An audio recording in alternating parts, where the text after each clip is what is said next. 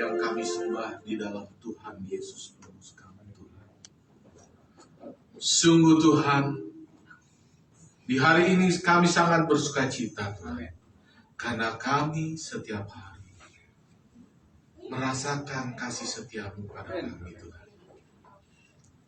Terima kasih Tuhan, biarlah firman kebenaran ini yang kami kupas Tuhan, yang kami dengar Tuhan, dapat merubah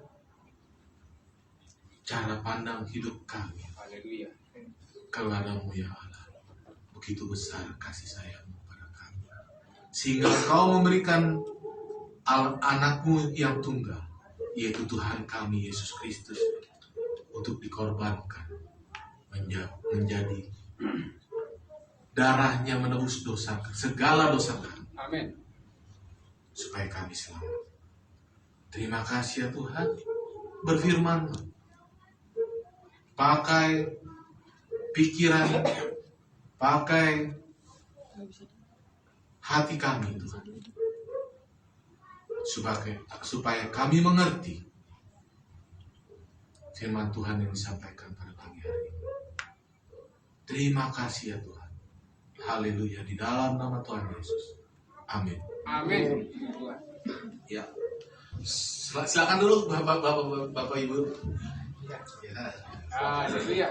Haleluya. Bapak Ibu, sebelum kita dengarkan firman Tuhan, saya mau mengingatkan sekali lagi pada saat ini, seperti gembala kita sampaikan di dalam satu, bahwa kita adalah gereja tubuh Kristus. Amin. Itu. Dan pada saat mendengar firman Tuhan, marilah kita pakai pikiran Kristus sebagai ketopong keselamatan, agar kita lebih mengerti apa yang dikatakan oleh Tuhan Yesus kepada kita. Ya. Tema yang saat ini saya angkat adalah ketaatan kepada kehendak Allah. Amin. Ketaatan pada kehendak Allah. Itu yang terus-menerus diinginkan setiap manusia yang mengenal bahwa dirinya Kristen, bahwa dirinya adalah pengikut Kristus. Tapi saya dari tema tersebut ada koma yang saya berikut terangkan, yaitu pada saat kita menjalankan keselamatan kita, yaitu menjalankan kehendak Allah, ada oknum yang tidak senang. Pasti Bapak Ibu Saudara sadari yang mendengarkan firman ini. Siapakah oknum itu? Dia adalah iblis yang selalu mengganggu, memutarbalikkan firman Allah. Ya, mungkin dalam fenomena sehari-hari kita lihat, kita dengar di dalam berita, ada polisi atau tentara yang melakukan kesalahan. Mereka tidak mau dibilang bahwa itu adalah polisi yang lakukan, tapi oknum. Nah, disinilah kita bisa mengerti kenapa saya bilang oknum yang tidak suka ketika kita melakukan kehendak Allah. Kalau kita lihat sejarahnya dulu, siapa sih si iblis itu? Mereka yang tadinya malaikat, tapi menentang Allah. Akhirnya Allah marah kepada mereka, dan mereka dicampakkan Allah dari surga untuk menguasai bumi ini. Dan mereka tidak berhenti pula pekerjaannya untuk mengganggu kita yang menyatakan dirinya anak-anak Tuhan. Ya. Oke. Kita masuk dalam apa itu ketaatan ya. Ketaatan adalah disebut juga adalah obedience. Ya. Yang artinya dari setiap kalimat yang saya katakan, ayo, karena kita sudah memakai pikiran Kristus, secara perlahan-lahan kita mengerti. Ya. Saya ucapkan juga salam kudus kepada jemaat yang mendengar di media sosial. Ya, kiranya Bapak Ibu juga atau saudara-saudara yang mendengarkan, pakailah pikiran Kristus. Ya. Apa itu ketaatan? Ketaatan adalah obedience, yang artinya hasil akhir dari perubahan perilaku yang dimulai dari peningkatan pengetahuan. Ya, setelah seseorang memiliki pengetahuan akan kebenaran tentang sesuatu, maka akan menambah sikap orang tersebut terhadap pengetahuan yang baru dimilikinya. Dan selanjutnya seseorang akan merubah perilakunya. Ya. Dikatakan di dalam 1 Timotius 2 ayat 3. Ya. Tuhan Allah berkenan supaya semua orang diselamatkan. Ayat keempatnya, mendapatkan pengetahuan akan kebenaran. Nah, pengetahuan akan kebenaran inilah, yaitu pikiran Kristus yang dilimpahkan kepada Rasul Paulus dan disampaikan kepada kita. Itulah pengetahuan kebenaran. Ya. Tapi untuk kita bahas tema saat ini adalah ketaatan pada kehendak Allah. Mari kita melihat sejarah pada dunia ini pada saat dunia ini dijadikan oleh Allah, yaitu ketaatan yang pertama, ya, garis besar pertama, ketaatan pada kehendak Allah yang dilakukan Adam yang pertama. Ya, ketaatan pada kehendak Allah pertama kali adalah di mana, saudara-saudari? Di Taman Eden. Ya. Mari kita buka di dalam Kejadian 2 ayat 16 dan 17. Ya. Sambil saudara membuka, kembali lagi saya ingatkan, pakai pikiran Kristus. Dan mulai kita bahas ayat 16 dan 17. Apa sih kehendak Allah pada saat itu kepada manusia yang pertama, yaitu Adam. Ya. Saya bacakan ayat 16. Lalu Tuhan Allah memberi perintah ini kepada manusia. Perhatikan ya kata-katanya.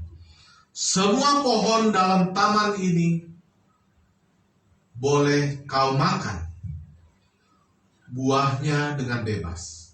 Ayat 17. Tetapi pohon pengetahuan tentang yang baik dan yang jahat itu janganlah kau makan buahnya. Sebab pada hari engkau memakannya, pastilah engkau mati. Ya. Mari kita bahas. Ya. Oke. Yang saya tanya, ya, pada saudara, saudari, bapak, ibu, adalah pohon yang ada di mana di taman itu yang tidak boleh dimakan oleh Tuhan. Aman. Saya tanya, pohon yang ada di mana? Ya. Dulu saat saya masih belum mengerti kasih karunia, saya berpikir karena saya dengar dari sekolah minggu, pohon yang ada di tengah-tengah Taman Eden. Ketika kakak sekolah minggu mengatakan kepada saya, tapi saya tidak tahu di dalam King James Version, mungkin Bapak Charles dan Pak Dales juga Pak Pardosi bantu saya memeriksa ya. Siapa tahu saya salah menafsir, ya. Tapi yang jelas dari ayat 16 dan 17 ini tidak ada disebutkan pohon yang ada di tengah-tengah. Tapi saya yakin pada saat itu Allah berbicara sambil menunjukkan pohon itu tidak boleh kau makan. Ya. Nah, di sini adalah saya menyadari bahwa untuk mengenal firman Tuhan, bahwa kita harus lakukan secara pribadi setiap hari. Ya. Kemudian pada ayat berikutnya kita buka lagi di Kejadian 2 ayat 18 sampai 25. Saya bacakan supaya saudara sambil membaca juga mengerti ya. Tuhan Allah berfirman, "Tidak baik kalau manusia itu seorang diri saja. Aku akan menjadikan penolong baginya yang sepadan dengan dia." Ingat ya, Tuhan Allah yang berfirman. Lalu Tuhan Allah membentuk dari tanah segala binatang hutan dan segala burung di udara. Dibawanyalah semuanya kepada manusia itu untuk melihat bagaimana ia menamainya, dan seperti nama yang diberikan manusia itu kepada tiap-tiap makhluk yang hidup, demikianlah nanti nama makhluk itu. Ayat 20. Manusia itu memberi nama kepada segala ternak, kepada burung-burung di udara, dan kepada segala binatang hutan. Tetapi baginya sendiri ia tidak menjumpai penolong yang sepadan dengan dia. Ayat berikutnya. Lalu Tuhan Allah membuat manusia itu tidur nyenyak. Ketika ia tidur, Tuhan Allah mengambil salah satu rusuk daripadanya, lalu menutup tempat itu dengan daging. Dan dari rusuk yang diambil Tuhan Allah dari manusia itu dibangunnyalah seorang perempuan, lalu dibawanya kepada manusia itu. Lalu berkatalah manusia itu, ya, manusia yang berkata ya, "Inilah dia tulang dari tulangku dan daging dari dagingku. Ia akan dinamai perempuan, sebab ia diambil dari laki-laki." Ya, kalau kita lihat di situ respon manusia terhadap apa yang dipikirkan Allah. Sebab itu seorang laki-laki akan meninggalkan ayahnya dan ibunya dan bersatu dengan istrinya, sehingga keduanya menjadi satu daging. Di ayat ini disebut istrinya. Berarti istrinya Adam adalah siapa? Hawa. Ya, bukan Hawa 1, bukan Hawa 2, bukan Hawa 3. Jadi satu orang suami mempunyai istri, satu orang istri. Ya, disinilah Tuhan sudah mengajarkan sebenarnya kepada manusia, jangan memiliki pasangan lebih dari satu. Ya. Mereka keduanya,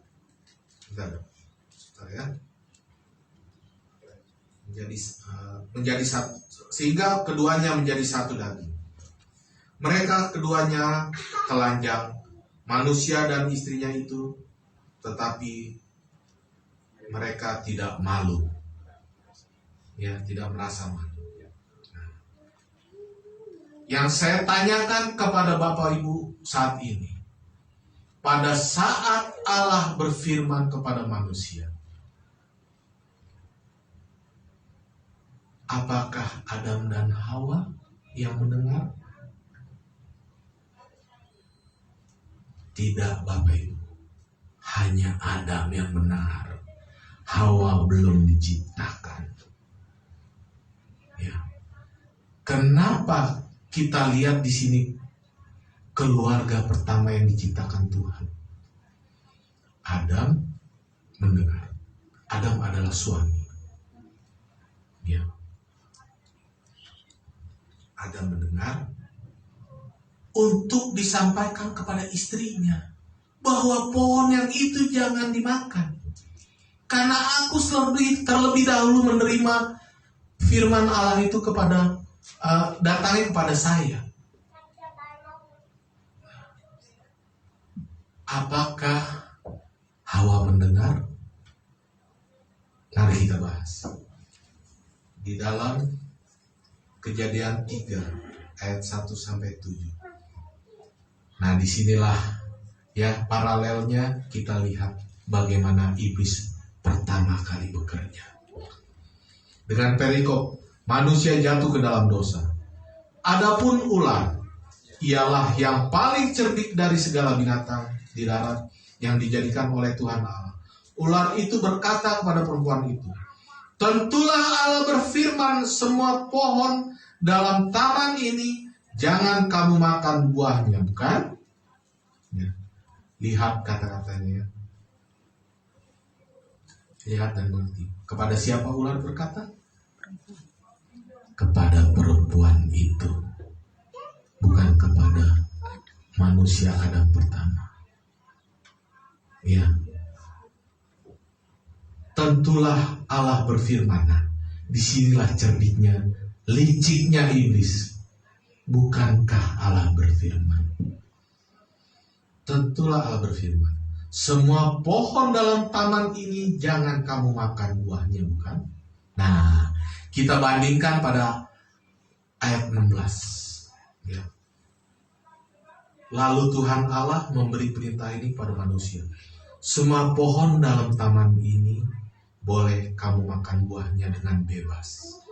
Ya. Tapi iblis lihat di sini memutar balik.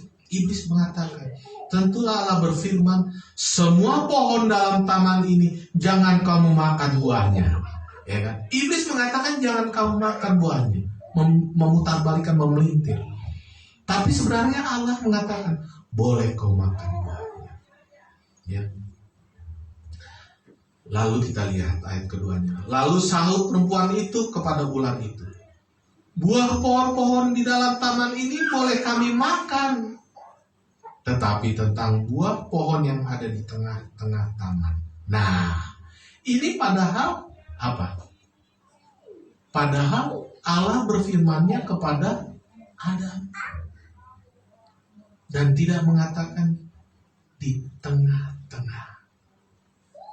Tapi Allah hanya menunjuk kepada pohon yang buahnya kalau dimakan, manusia itu dapat mengetahui pengetahuan baik dan buruk. Ya,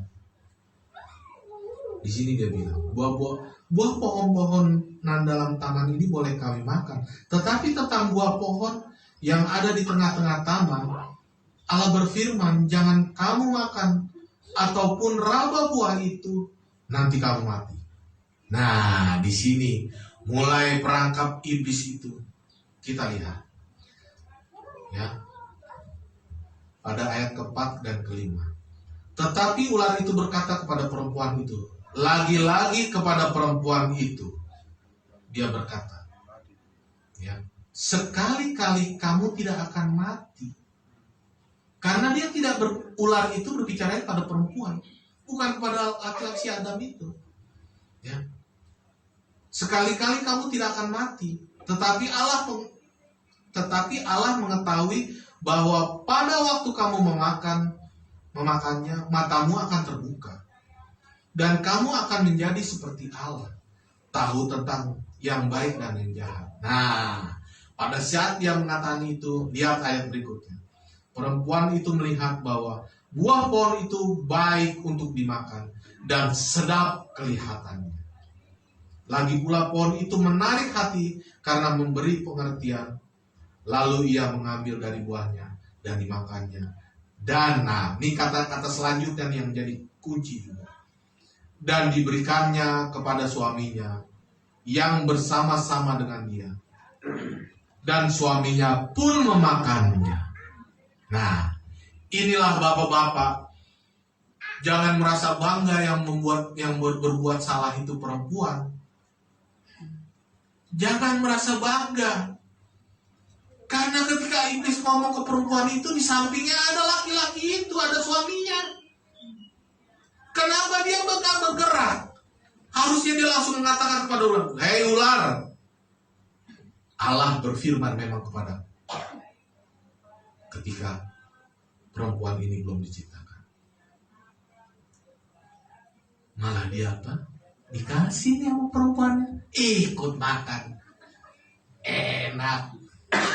Tahu naibah kata orang Batak. Itu. Ya. Jadi berfungsilah kita kaum suami bapak-bapak. Ya. Kemudian apa? Ayo kita terus bahas ya. Ketika mereka berdua memakan buah itu berarti mereka melanggar. Maka terbukalah mata mereka berdua dan mereka tahu bahwa mereka telanjang. Lalu mereka menyamat daun pohon ara dan membuat cawan. Ya. Terjadilah pelanggaran pertama terhadap manusia Adam pertama. Ya. Yang kita lihat itu Adam yang pertama. Adam yang diciptakan dari debu dan tanah. Bukan hanya Adam yang diciptakan dari debu dan tanah. Hewan-hewan, binatang, ternak apapun, mereka tersebut diciptakan dari debu dan tanah. Oke. Siapa yang menerima perintah dari Allah? Laki-laki. Ya. Siapa yang menerima yang diteruskan dari Allah, pesan dari Allah tersebut kepada perempuan? Laki-laki yang harus menjelaskan secara gamblang. Sehingga apa? Bisa mengatakan, hei istriku, Tuhan berkatanya ini loh. Jangan ikuti iblis loh. Bukan berarti diam. Banyak saya lihat orang Kristen di sana apa? Hari Minggu, si laki-laki, si suami sibuk dengan apa yang menjadi hobinya. Pada saat istri mengatakan, Pak, anak-anak mau sekolah minggu nih, kita ikut yuk ke gereja. Tapi bapak-bapaknya bilang apa? Tahu aja lah mah. Nah di situ mangsa si iblis. Iblis melihat, itulah orang Kristen. Itu mangsa empuk, kata iblis. Mulai dia masuk. Saya berharap, kita sama-sama berharap. Ayo, kita di Gerika Makedonia ini berfungsilah bapak-bapaknya. Tapi ada yang mengatakan, tapi kan suami saya belum berfungsi, Pak Manurung. Jangan sedih ibu-ibu ketika ibu datang kepada Allah, mencurahkan isi hati ibu-ibu. Ibu-ibu semakin dipakai Tuhan untuk supaya menyampaikan Injil kasih karunia kepada bapak-bapaknya. Ya. Memang di dunia ini tidak ada manusia yang sempurna. Rasul Paulus sendiri dalam firman, di dalam suratnya mengatakan, tidak ada satu orang pun yang benar di dunia ini. Ya. Tapi bapak-bapak yang di sini di gereja ini, mulailah saya dan saudara, karena firman ini menunjuk kepada saya dulu yang memberitakan. Ya, mulailah berfungsi. Ya.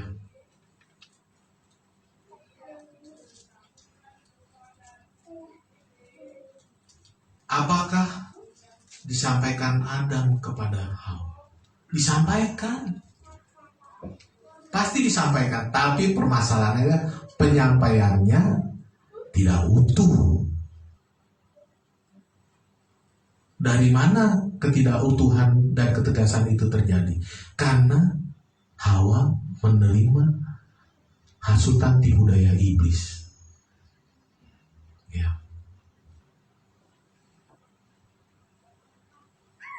Oke. Kita lanjutkan lagi. Ketika di Taman Eden sudah gagal Adam yang pertama. Oke. Kita masuk kepada yang kedua. Ketaatan kepada kehendak Allah yang dilakukan oleh Adam kedua. Siapakah Adam kedua? Yesus. Ya, ini Yesus Kristus. Banyak sekali perbedaan antara Adam pertama dan Adam kedua. Ya. Kalau kita melihat Papa William, kenapa disebut Adam yang kedua? Mari kita buka di dalam 1 Korintus 15.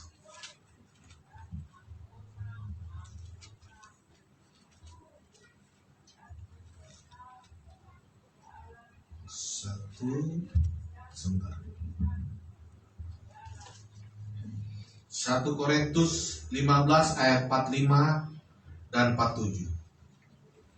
1 Korintus 15 ayat 45 sampai dengan 47. Seperti ada tertulis, manusia pertama Adam menjadi makhluk yang hidup, tetapi Adam yang akhir menjadi roh yang menghidupkan. Tetapi yang mula-mula datang bukanlah yang rohaniah, tetapi yang alamiah. Kemudian barulah datang yang rohaniah. Ayat 47. Manusia pertama berasal dari debu dan tanah. Nah, ini kita perhatikan. Manusia pertama berasal dari debu dan tanah dan bersifat jasmani. Dan manusia kedua, yaitu Adam kedua, berasal dari mana, saudara-saudara? Dari surga. Ya. Kenapa kelahiran Yesus sebagai manusia dari seorang perempuan yang masih perawan, yaitu Maria? Karena Yesus diperanakan dari Roh Kudus, makanya dikatakan dia adalah Roh Kudus yang menyelamatkan manusia, yang membangkitkan roh kita, manusia batin kita. Ya, mari kita selanjutnya melihat ketaatan Yesus Kristus kepada Allah dan mengalahkan serangan iblis. Kembali lagi saya ingatkan, iblis menyerang lewat pikiran. Ketika dia melihat wujudnya, sama kok. Yesus memiliki kepala dan dua tangan, dua kaki, badan. Berarti pikiran Yesus ini bisa aku serang, kata iblis. Mari kita lihat berikutnya, ya, di dalam Matius 4 ayat 1 dan 11. Di dalam Matius 4 ayat 1 sampai 11. Pencobaan di padang gurun. Maka Yesus dibawa oleh Roh ke padang gurun untuk dicobai iblis. Dan setelah berpuasa 40 hari dan 40 malam, akhirnya laparlah Yesus. Lalu datanglah si pencoba itu dan berkata kepadanya, "Jika engkau anak Allah, perintahkanlah supaya batu-batu ini menjadi roti." Lalu kita lihat ayat berikutnya, apa kata Yesus?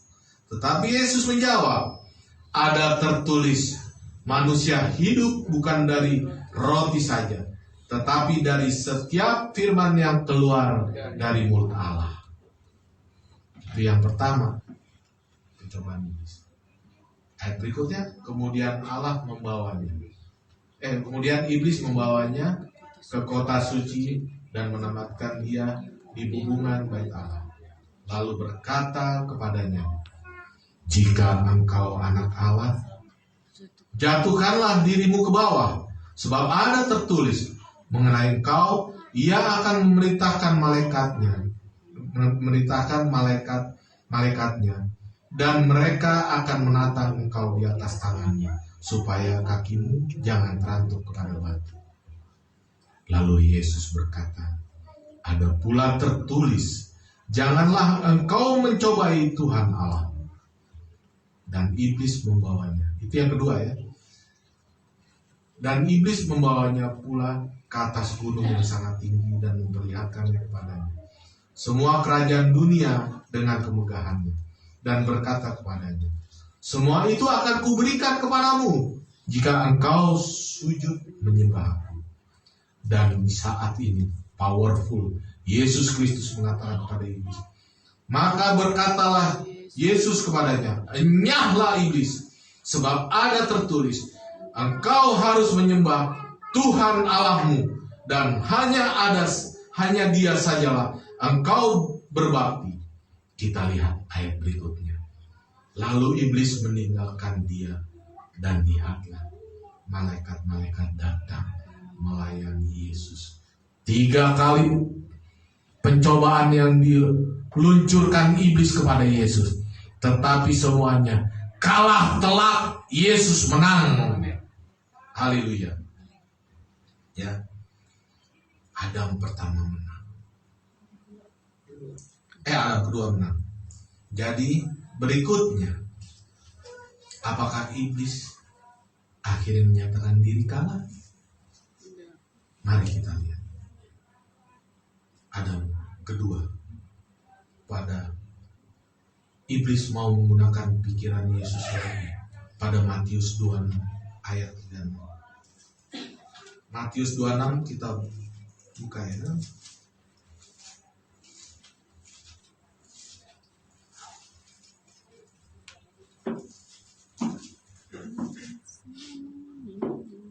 Matius 26 ayat 36 sampai 46 ya. Di Taman Getsemani ya. Kita semua di sini udah tahu ya apa mengenai sejarah di Taman Getsemani. Ayat 36 saya bacakan. Maka sampailah Yesus bersama-sama murid-muridnya ke suatu tempat yang bernama Getsemani. Lalu ia berkata kepada murid-muridnya, duduklah di sini sementara aku pergi ke sana untuk berdoa. Dan ia membawa Petrus dan kedua anak Zebedius sertanya. Maka mulailah ia merasa sedih dan gentar. Lalu katanya kepada mereka, hatiku sangat sedih, seperti mau mati rasanya. Tinggallah di sini dan berjaga-jagalah dengan aku, kata Yesus kepada murid-muridnya. Maka ia mau maju sedikit, lalu sujud dan berdoa katanya, ya Bapa, jikalau sekiranya mungkin, biarlah cawan ini lalu daripadaku, tapi janganlah seperti yang ku kehendaki, melainkan seperti yang engkau kehendaki. Ya, itu doa Yesus di Taman Getsemani yang pertama. Lalu kita baca berikutnya. Setelah itu ia kembali kepada murid-muridnya. Itu dan mendapati mereka sedang tidur, dan ia berkata kepada Petrus, tidakkah kamu sanggup berjaga-jaga 1 jam dengan aku? Kita lihat betapa galaunya Tuhan Yesus sebenarnya pada saat itu. Ya. Kemudian yang berikutnya, berjaga-jagalah dan berdoalah supaya kamu jangan jatuh ke dalam pencobaan. Roh memang penurut, tetapi daging lemah. Lalu ia pergi kepada kedua kalinya. Lihat ya, ini yang kedua kali. Dan berdoa katanya, ya Bapakku, jikalau cawan ini tidak mungkin lalu, kecuali apabila aku meminumnya, jadilah kehendak-Mu. Ya, kita lihat berikutnya. Dan ketika ia kembali pula, ia mendapati mereka sedang tidur, sebab mata mereka sudah berat. Ia membiarkan mereka di situ, lalu pergi dan berdoa untuk ketiga kalinya, dan mengucapkan doa yang itu juga. Nah, sesudah itu ia datang kepada murid-muridnya dan berkata kepada mereka, tidurlah sekarang dan istirahatlah. Lihat, saatnya sudah tiba, bahwa anak manusia diserahkan ke tangan orang-orang berdosa. Bangunlah, marilah kita pergi. Dia yang menyerahkan aku sudah dekat. Kalau kita lihat, ini Allah sedang membuka rahasia yang berabad-abad, yaitu ini. Bahwa apa? Bahwa darah Tuhan Yesus ketika disalib menyucikan segala dosa kita sekali untuk selamanya. Kita bersyukur, kita berterima kasih bahwa kita sudah selamat. Oke, itu garis besar yang kedua ya.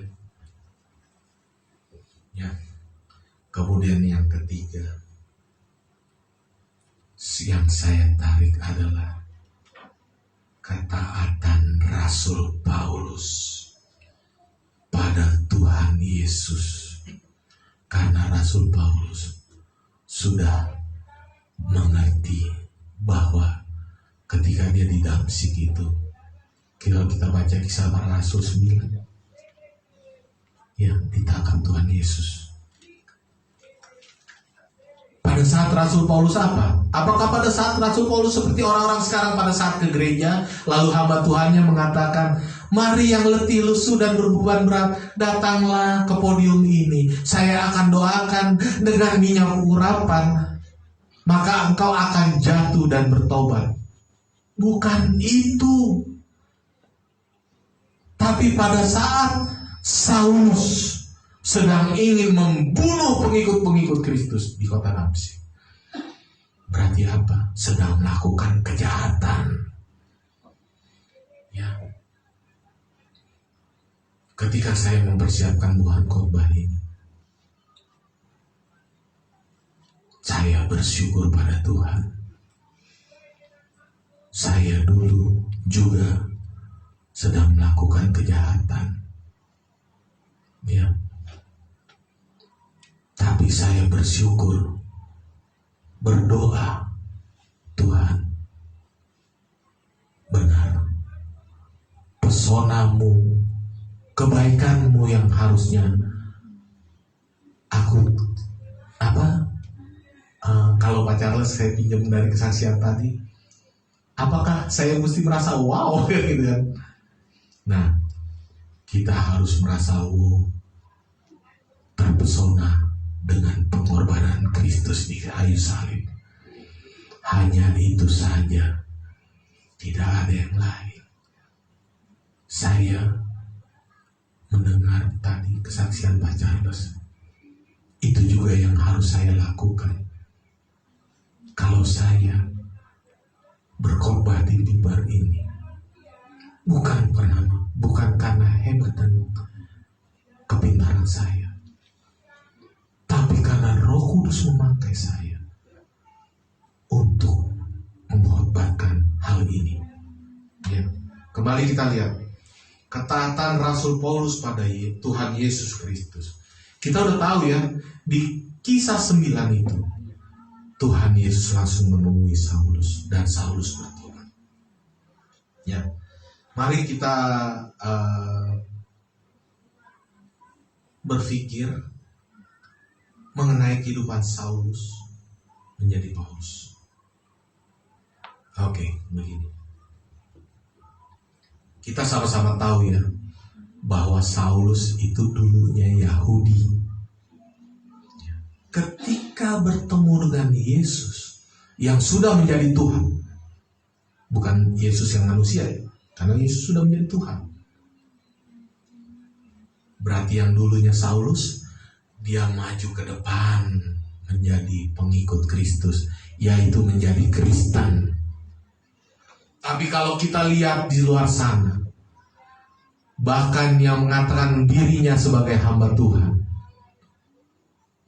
kita yang sudah notabene menjadi Kristen, tapi malah diajarin hukum Taurat yang punya Yahudi. memberi perpuluhan, memberi buah sulung, memberi apa lagi? Banyak hal lah. Bukannya diajarin seperti di sini. Saya bersyukur pada Tuhan dipertemukan oleh gembala kita di sini, Pak Charles, beserta hamba-hamba Tuhan yang memperlengkapi, yaitu Pak Dales dan Pak Pardosi, juga Sostenes. Walaupun dia masih muda, tapi saya senang kalau mendengar khotbah yang dibawakan oleh beliau. Ya. Yang tadinya Yahudi menjadi pengikut Kristus. Di gereja ini, penggembalaan di sini adalah apa? Kita yang sudah Kristen lebih diteguhkan lagi menjadi Kristen. Ya. Tuhan Yesus mau memakai Paulus dengan tujuannya. Kalau kita lihat di dalam Kisah Para Rasul 9. Kisah Para Rasul 9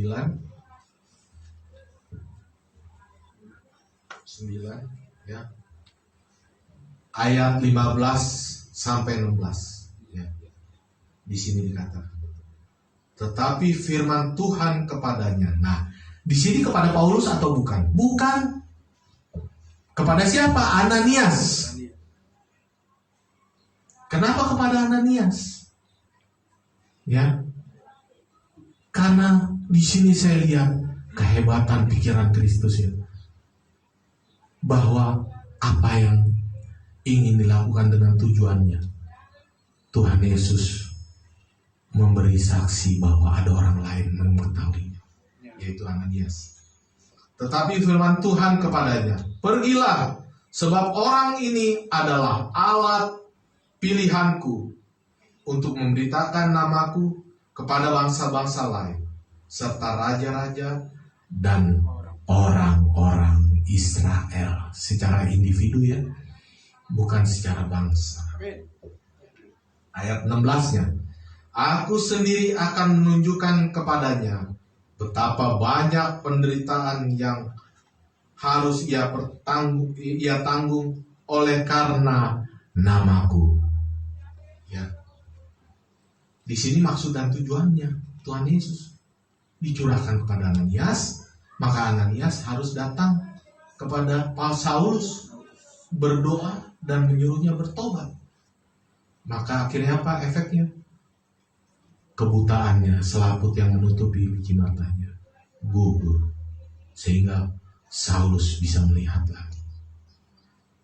Kalau kita lihat seterusnya, kita baca di rumah ini, proses bagaimana Paulus bertobat dan dibaptis, dan sampai pelayanan pertamanya berikutnya. Ya. Di sini kita lihat ketaatannya Rasul Paulus. Pada saat kita membaca Galatia 1, mari saudara-saudara, Galatia 1 ayat 11 dan 12 ya. Ayat 11 mengatakan, sebab aku menegaskan kepadamu saudara-saudaraku, bahwa Injil yang kuberitakan itu bukanlah Injil manusia, karena aku bukan menerimanya dari manusia, dan bukan manusia mengajarkannya kepadaku, tetapi aku menerimanya oleh penyataan Yesus Kristus. Nah, bagi saudara-saudara yang mendengarkan di live streaming di Facebook atau YouTube, saya katakan Injil yang diberikan lewat Rasul Paulus itu langsung didapatkan dari Tuhan Yesus.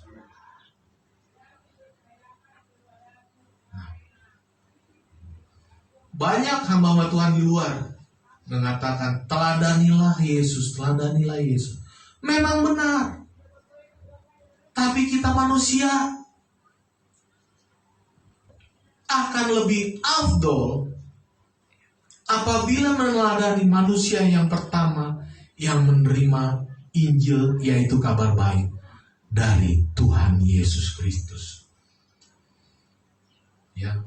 Makanya di penggembalaan di gereja ini selalu mengatakan 1 Korintus 11 ayat 1. Ya, jadilah pengikutku, kata Paulus, karena aku pengikut Kristus. Ya, dia menyatakan diri bahwa ikutlah teladanku. Ketika kita mendengar firman ini, maka sejahteralah hati kita. Terima kasih Tuhan, Engkau telah memilih Paulus sebagai kami orang-orang Kristen tahu meneladani siapa secara konkret untuk sebagai menjadi pengikut Kristus, yaitu orang Kristen. Yaitu kepada siapa harus meneladani siapa? Yaitu Rasul Paulus. Ya. Paulus berani mengatakan di 1 Korintus 11 ayat 1 kepada jemaat-jemaat di Korintus. Ya. Di situ. Di sini kalau kita lihat di dalam Roma sampai Filemon, surat-surat yang diberikan kepada yang diberikan Rasul Paulus kepada kita, semua atas penyataan dari Allah, dari Yesus Kristus, dari Tuhan Yesus. Maka kita mengerti apa saja sih kenapa kita harus teladani Rasul Paulus dalam menjadi pengikut Kristus. Karena banyak yang dibukakan. Ya, seperti di Efesus 2 ayat 1 dan 10, seperti di 1 Timotius 2 ayat 3 dan 4, seperti Galatia 3 ayat 1 dan 14. Kita dibenarkan oleh karena iman, bukan karena iman plus perbuatan. Gak akan sanggup perbuatan kita untuk menjadikan diri kita selamat. Ya. Yang saya sayangkan gereja, banyak gereja saat ini mengatakan keselamatan didapat dari iman, lalu ditambah perbuatan baik. Ya. Kok seperti yang pacar bilang tadi? Ayo, jangan rumitkan, yang simpel aja kita hidup. Ya kan? Jangan dilakukan hal-hal seperti itu. Pacar, jujur, ini saya dapatkan dari istri saya tadi malam. Dia juga mengatakan, simple, jangan dirumit-rumitkan. Nah, ini makanya saya hari ini mengatakan, aduh, aku dapat berkat 2 portion nih, dari istri dan dari Pak Charles nih. Bagaimana kita orang percaya berlaku hidup harus simple. Ya. Tapi simple mengikuti kebenaran, yaitu Roma sampai Filemon. Kenapa saya bilang Roma sampai Filemon? Banyak orang yang menentang. Apakah dari Kejadian sampai sebelum Roma tidak baik? Atau setelah Filemon Ibrani tidak baik? Saya mau mengatakan juga buat saudara-saudara yang di sosial media. Kenapa saya selalu mengatakan Roma sampai Filemon? Karena Roma sampai Filemon sedang terjadi saat ini. Saat kita masih hidup, ya, maka kita bisa menemukan rahasia apa yang tersimpan berabad-abad yang dibukakan. Ya.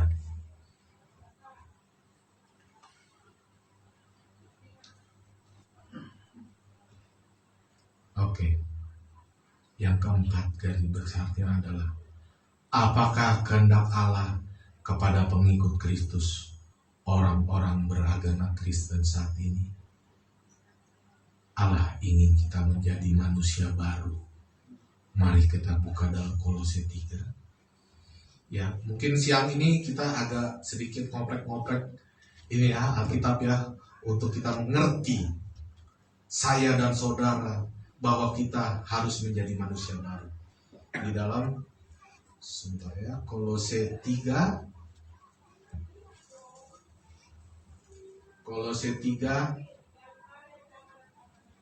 ayat 1 sampai dengan Kolose 3 ayat 5, maaf. Ayat 5 sampai dengan 10 aja ya kita baca. Dengan perikop manusia baru. Karena itu, matikanlah dalam diri segala sesuatu yang duniawi, yaitu percabulan, kenajisan, hawa nafsu, nafsu jahat, dan juga keserakahan yang sama dengan penyembahan berhala. Semuanya itu mendatangkan murka Allah atas orang-orang yang durhaka. Dahulu kamu juga melakukan hal-hal itu ketika kamu hidup di dalamnya. Tetapi sekarang buanglah semuanya itu.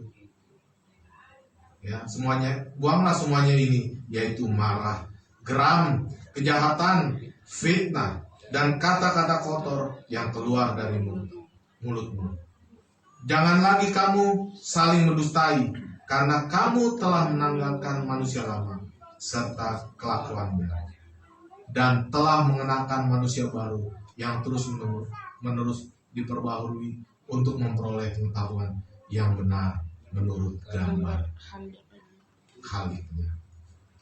Ya, saudara-saudara, kalau saya mau menceritakan dulu ya, ketika saya tidak jelas seperti saat ini, saya, Pak Charles dan semuanya saudara-saudara di sini, saya mempunyai baju putih, ya.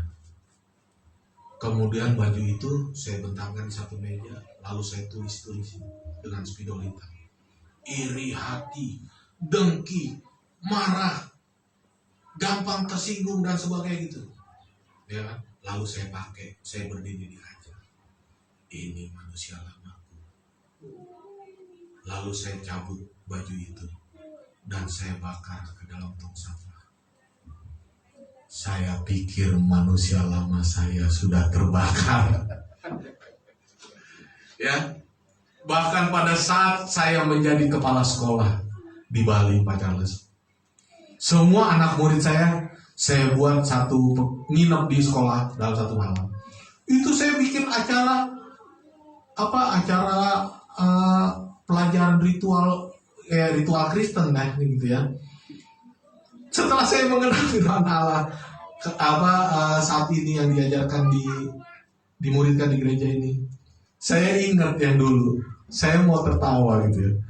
Dulu saya dengan tidak tahunya, anak-anak murid saya suruh gini, ambil kertas dan spidol dan bolpen, tuliskan apa yang kamu lakukan.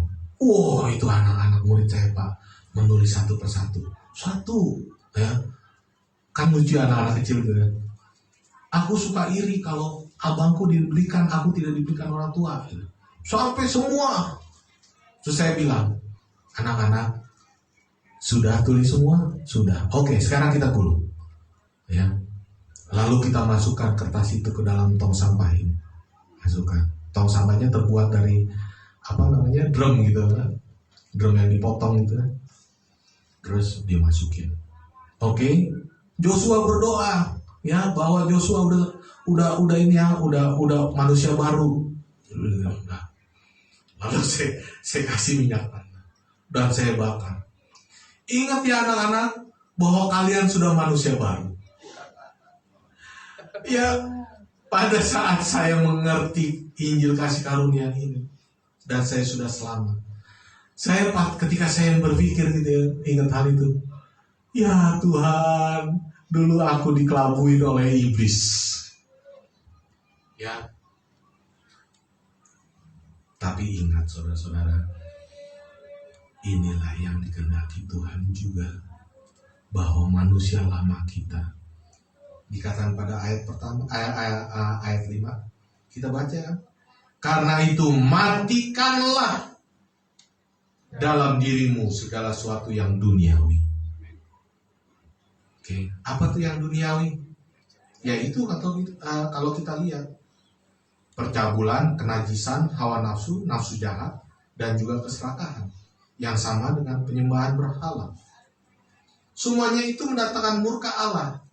Ya kalau kita lihat terusnya di dalam kurung buka, kurung tutup, ya, atas orang-orang yang durhaka.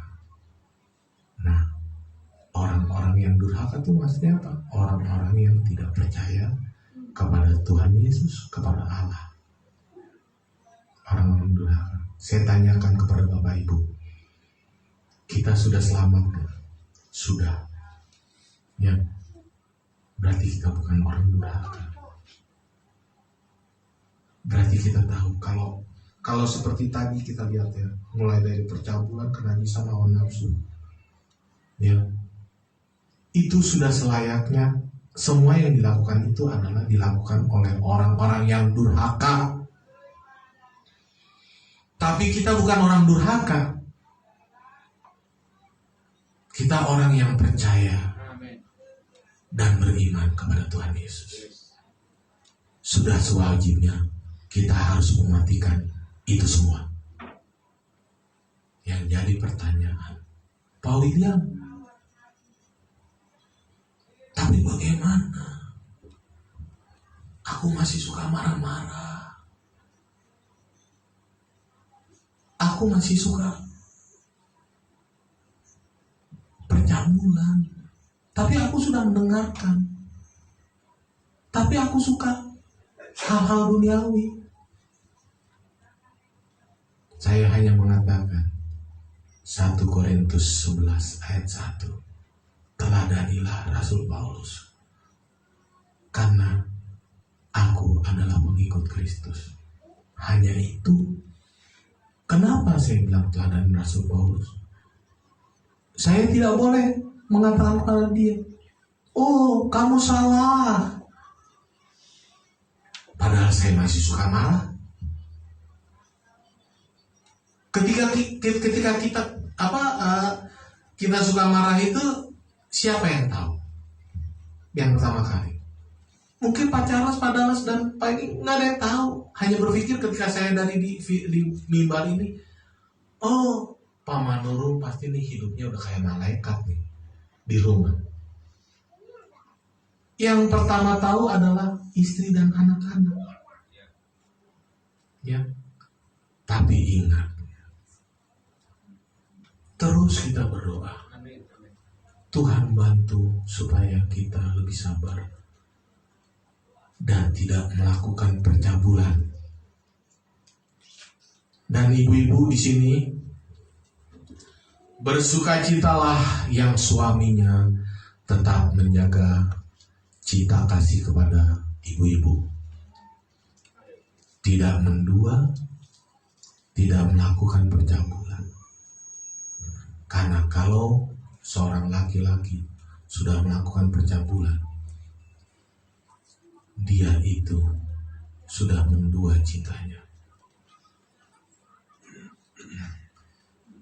Oke. Ya, selanjutnya apa? Kolose 3 ayat 5 sampai 10 ya. Semuanya ayat 7 ya.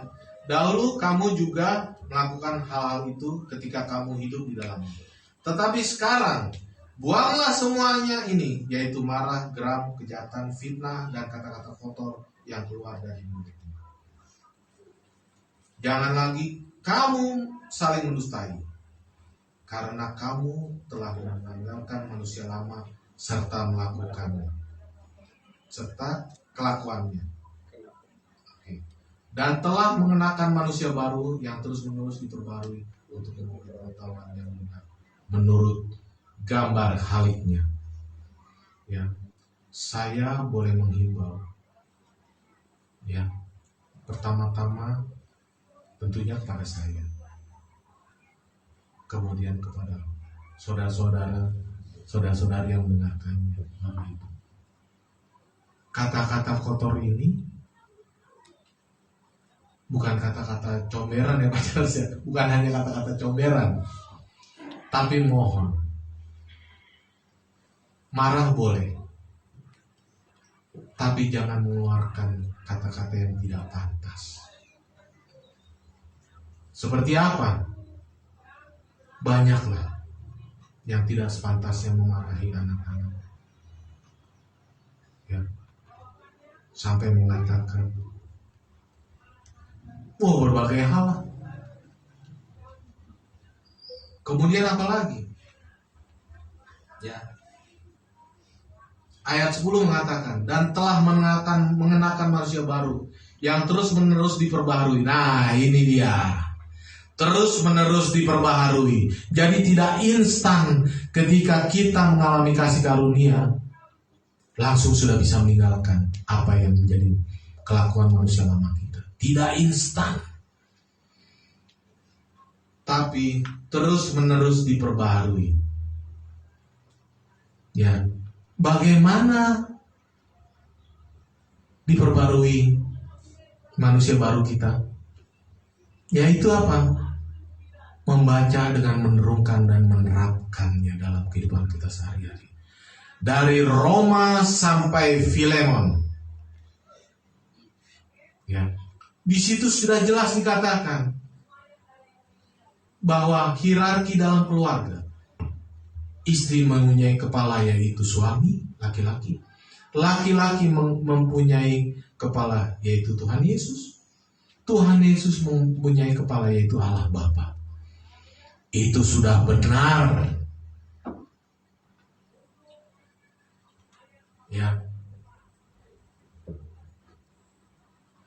Itu Rasul Paulus yang mengatakan. Kemudian yang saya senang ada ya ayat 11-nya. Ini goalnya. Dalam hal ini hal apa? Hal manusia baru. Ya. Dalam hal ini tiada lagi orang Yunani atau orang Yahudi, yang bersunat atau orang tak bersunat, orang barbar atau orang Skit, budak atau orang merdeka, tetapi Kristus adalah semua dan di dalam segala sesuatu. Jadi hiduplah kita di dalam Kristus. Ya. Nah, karena ada pemunduran waktu, mungkin Pak Charles saya sampai jam berapa ya? Oke, masih terus ya. Ya. Oh, oke. Kita tutup dalam kesimpulan ya. Kesimpulannya adalah, apakah kehendak Allah kepada semua orang di bumi ini? Itu selalu kita dengung-dengungkan dalam pengajaran di sini, tempat ini, yaitu 1 Timotius ayat 2, 3, dan 4. Ya. Bahwa Allah berkenan semua manusia di bumi ini selamat dan memperoleh pengetahuan akan kebenaran. Ya. Itu adalah kehendak Allah kepada semua orang di bumi ini. Kemudian ada kehendak lagi nggak? Ada. Bagi orang yang sudah mengerti, sudah memperoleh keselamatan, harus melihat ini. 1 Korintus 11 ayat 1. Teladanilah aku, kata Paulus ya, karena aku menjadi pengikut Kristus. Oke, ayat itu. Apakah ada ayat lain? Ayat Filipi 4, ayat 8 sampai 9. Mari kita lihat. Ini yang terakhir ya. Filipi 4. Filipi 4 ayat 8 dan 9. Oke. Ya.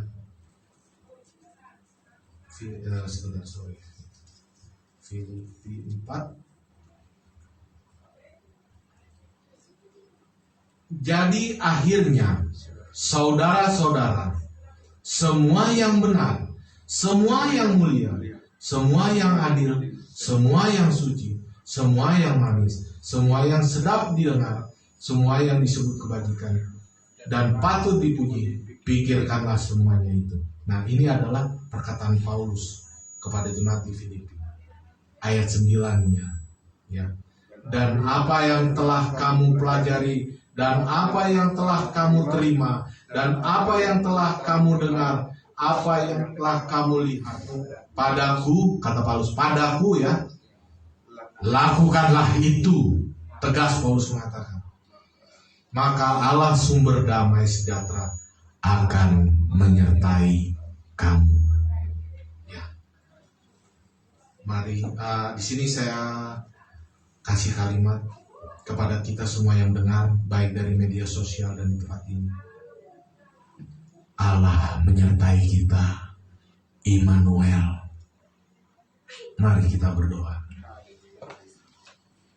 Kami bersyukur Tuhan, rahasia yang berabad-abad telah Engkau bukakan bagi kami Tuhan sebagai pengikut Kristus.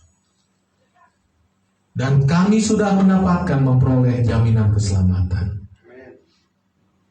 Kami bersukacita dan bersyukur.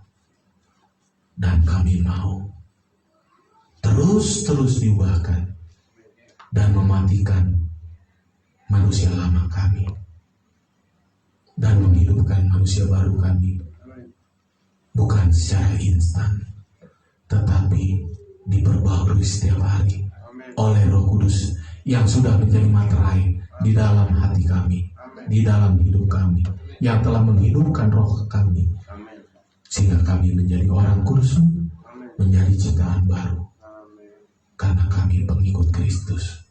Dan kami bersyukur Tuhan, untuk menjadi pengikut Kristus Engkau telah membukakan juga lewat siapa? Meneladani Rasul Paulus. Kami siap Tuhan meneladani Rasul Paulus, supaya kami bisa lebih menjadi pengikut Kristus secara teguh. Terima kasih Tuhan Yesus. Kami berdoa hanya di dalam nama Tuhan Yesus saja, Tuhan dan Juru Selamat kami yang hidup. Dalam nama Tuhan Yesus Kristus.